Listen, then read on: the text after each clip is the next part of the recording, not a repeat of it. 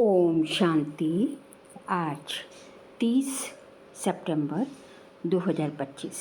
आज के ईश्वरीय महावाक्यों में हमारे परम पिता परमात्मा शिव कहते हैं, मीठे बच्चे, बाप आए हैं सबके दुख हर कर सुख देने।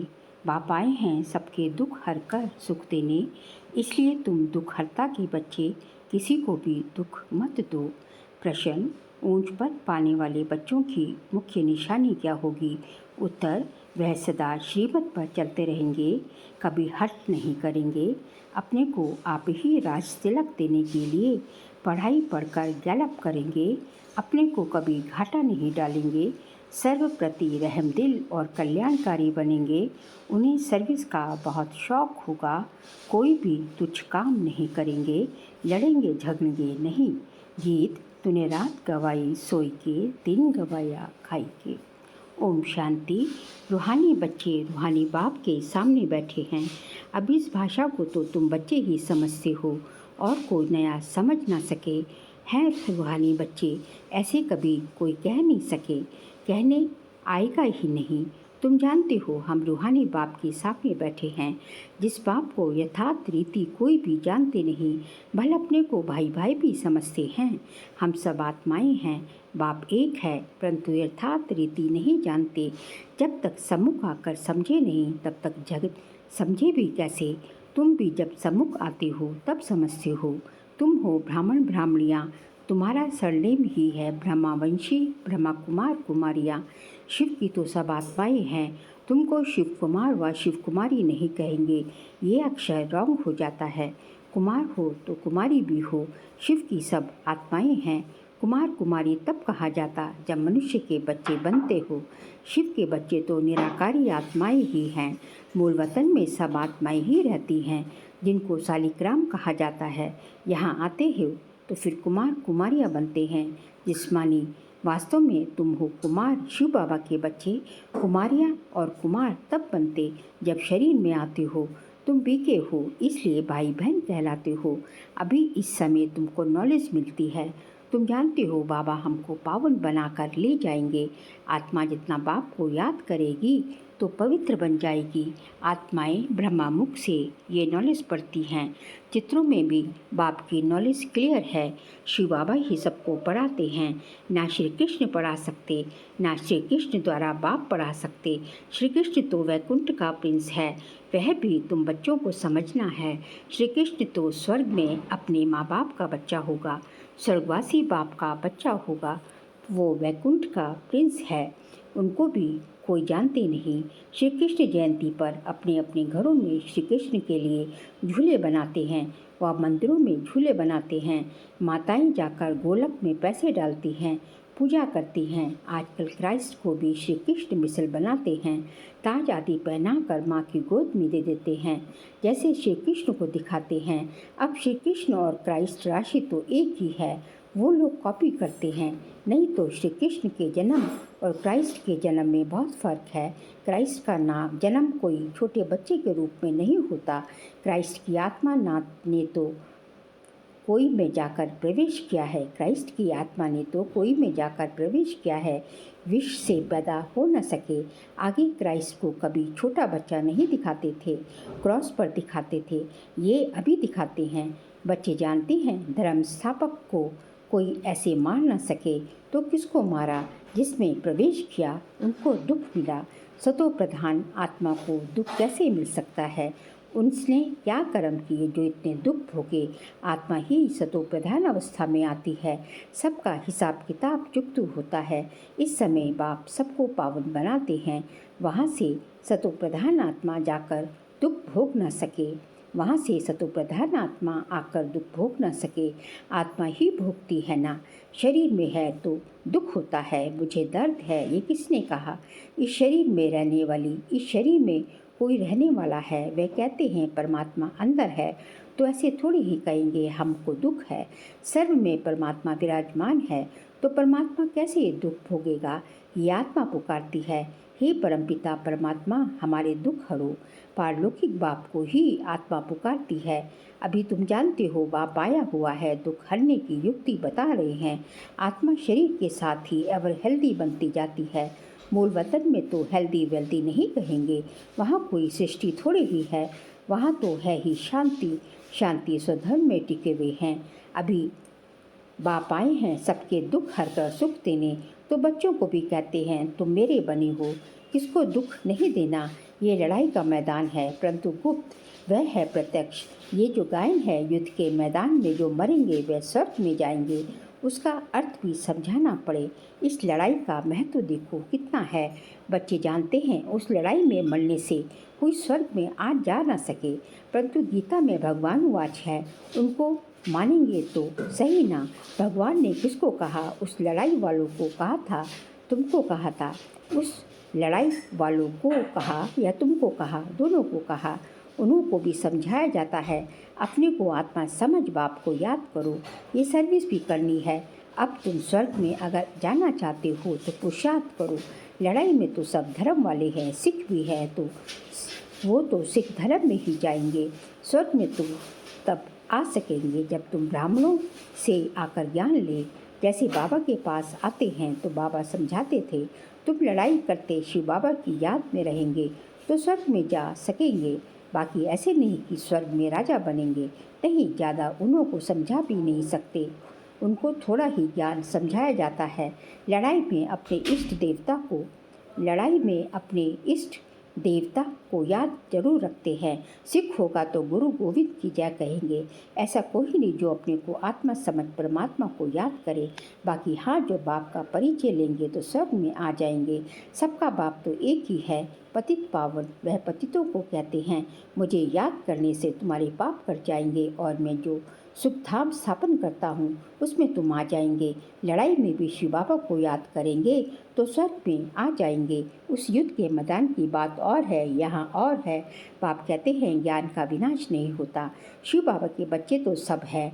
अब शिव बाबा कहते हैं मामी कम याद करने से तुम मेरे पास आ जाएंगे मुक्ति धाम। फिर जो ज्ञान सिखाया जाता है वह पढ़ेंगे तो स्वर्ग की राजाई मिल जाएगी। कितना सहज है, स्वर्ग में जाने का रास्ता सेकंड में मिल जाता है। हम आत्मा बाप को याद करती है। लड़ाई के मैदान में तो खुशी से जाना है, कर्म तो करना ही है। देश के बचाव के लिए सब कुछ करना पड़ता है। वहाँ तो है ही एक धर्म, मतभेद की कोई बात नहीं। यहाँ कितना मतभेद है, पानी पर ज़मीन पर झगड़ा। पानी बंद कर देते हैं तो पत्थर मारने लग पड़ते हैं। एक दो को अनाज नहीं देती तो झगड़ा हो जाता है। तुम बच्चे जानते हो हम अपना स्वराज स्थापन कर रहे हैं, पढ़ाई से राज्य पाते हैं, नई दुनिया जरूर स्थापन होती है।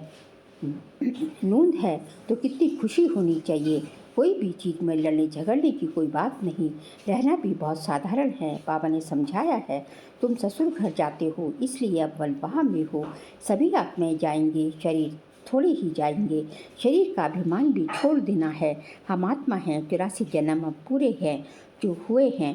84 जन्म अब पूरे हुए हैं। जो भी भारतवासी हो बोलो भारत स्वर्ग था, अब तो कलयुग है। कलयुग में अनेक धर्म हैं, सतयुग में एक ही धर्म था। भारत फिर से स्वर्ग बनता है। समझते भी हैं भगवान आया हुआ है। आगे चल भविष्यवाणी भी करते रहेंगे। वायुमंडल देखेंगे ना तो बाप बच्चों को समझाते हैं, बाप तो सभी का है ना, सबका हक है। बाप कहते हैं मैं आया हूँ और सबको कहता हूँ मामी कम याद करो तो तुम्हारे भी कर्म विनाश होंगे। अभी तो मनुष्य समझते हैं कभी भी लड़ाई हो सकती है, ये तो कल भी हो सकती है। लड़ाई जोर भरने में देरी थोड़ी लगती है, परंतु तुम बच्चे समझते हो अभी हमारी राजधानी स्थापन हुई नहीं है तो विनाश कैसे हो सकता है। अर्जुन बाप का पैगाम ही चारों तरफ कहाँ दिया है। पतित पावन बाप कहते हैं मुझे याद करो तो विकर्म विनाश होंगे। ये पैगाम सबके कानों पर जाना चाहिए। भले लड़ाई लगे, बॉम्ब्स भी लग जाएं, परंतु तुमको निश्चय है कि हमारी राजधानी जरूर स्थापन होनी है। तब तक विनाश हो नहीं सकता। विश्व में शांति कहते हैं ना, विश्व में वार होगी तो विश्व को ख़त्म कर देंगे। ये है विश्वविद्यालय। सारे विश्व को तुम नॉलेज देती हो। एक ही बाप आकर सारे विश्व को पलटाते हैं। वो लोग तो कल्प की आयु ही लाखों वर्ष कह देते। तुम जानते हो इनकी आयु पूरे 5000 वर्ष है। कहते हैं क्राइस्ट से 3000 वर्ष पहले हेवन था। इस्लामी, बौद्धी आदि सबका हिसाब किताब निकालते हैं। उनके पहले दूसरे कोई का नाम है नहीं। तुम अंगे रक्षक बता सकते हो तो तुमको कितना नशा रहना चाहिए। झगड़े आदि की बात ही नहीं, झगड़ते वह हैं जो निधन के होते हैं। तुम अभी जो पुरुषार्थ करेंगे 21 जन्म के लिए प्रारब्ध बन जाएगी। लड़ते लड़ेंगे झगड़ेंगे तो ऊंच पद भी नहीं मिलेगा, सजाएं भी खानी पड़ेंगी। कोई भी बात है, कुछ भी चाहिए तो बाप के पास आओ। गवर्नमेंट भी कहती है ना, तुम फैसला अपने हाथ में नहीं उठाओ। कोई कहते हैं हमको विलायत का बूट चाहिए, बाबा कहेंगे बच्चे अभी तो बनवाह में हो, वहाँ तुमको बहुत माल मिलेगा। बाप तो राइट ही समझाएंगे ना कि ये बात ठीक नहीं है, यहाँ तुम ये आश क्यों रखते हो, यहाँ तो बहुत सिंपल रहना चाहिए, नहीं तो देह अभिमान आ जाता है, इसमें अपनी नहीं चलानी होती। बाबा जो कहे बीमारी आदि है, डॉक्टर आदि को भी बुलाते हैं, दवाई आदि से संभाल तो सबकी होती है, फिर भी हर बात में बाप बैठा है। श्रीमत है, विध निश्चय में विजय है, वो तो सब कुछ समझते हैं ना। बाप की राय पर चलने में ही कल्याण है, अपना भी कल्याण करना है। कोई को वर्थ पाउंड बना नहीं सकते तो वर्थ नॉट ए पेनी ठहरे ना। पाउंड बनने लायक नहीं, यहाँ वैल्यू नहीं तो वहाँ भी वैल्यू नहीं रहेगी।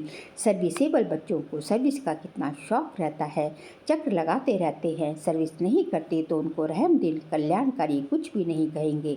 बाबा को याद नहीं करते तो तुच्छ काम करते रहेंगे, पद भी तुच्छ पाएंगे। ऐसे नहीं, हमारा तो शिव बाबा से योग है, ये तो है ही बीके। शिव बाबा ब्रह्मा द्वारा ही ज्ञान दे सकते हैं, सिर्फ शिव बाबा को याद करेंगे तो मुरली कैसे सुनेंगे, फिर नतीजा क्या होगा, पढ़ेंगे नहीं तो पद क्या पाएंगे। ये भी जानते हैं सबकी तकदीर ऊंच नहीं बनती है, वहाँ भी तो नंबरवार पद होंगे।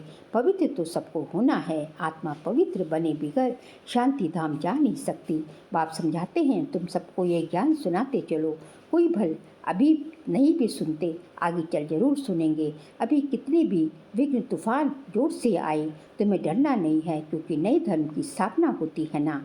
तुम गुप्त राजधानी स्थापन कर रहे हो। बाबा सर्विसेबल बच्चों को देखकर खुश होते हैं।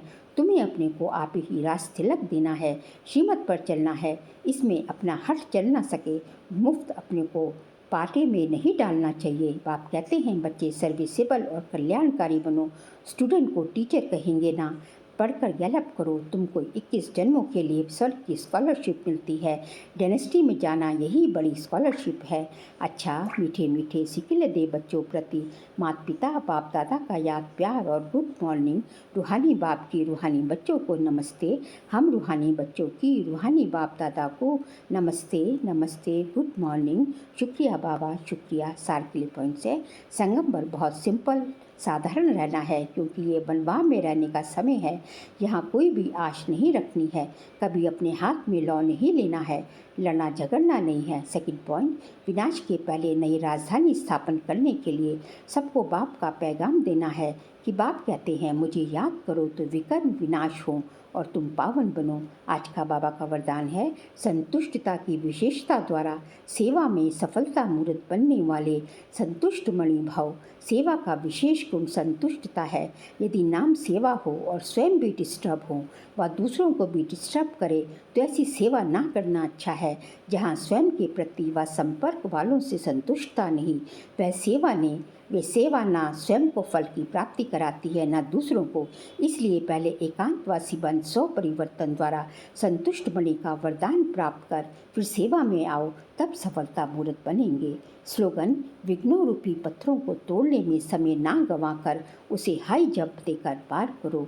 अव्यक्त इशारे सितंबर मास का सब्जेक्ट है। अब लगन की अग्नि को प्रज्वलित कर योग को ज्वाला रूप बनाओ। आज का पॉइंट है, ज्वाला स्वरूप याद के लिए मन और बुद्धि दोनों को एक तो पावरफुल ब्रेक चाहिए और मोड़ने की भी शक्ति चाहिए। इसमें बुद्धि की शक्ति व कोई भी एनर्जी वेस्ट ना होकर जमा होती जाएगी। जितनी जमा होगी उतने ही परखने की, निर्णय करने की शक्ति बढ़ेगी।